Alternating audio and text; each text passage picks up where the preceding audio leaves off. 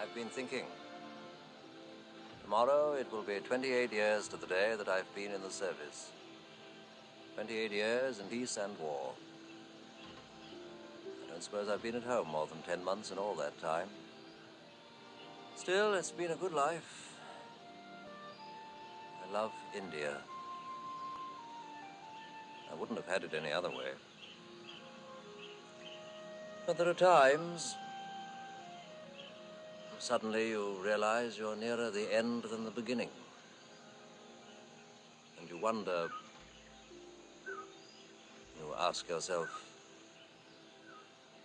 what the sum total of your life represents. What difference your being there at any time made to anything. Or if it made any difference at all, really.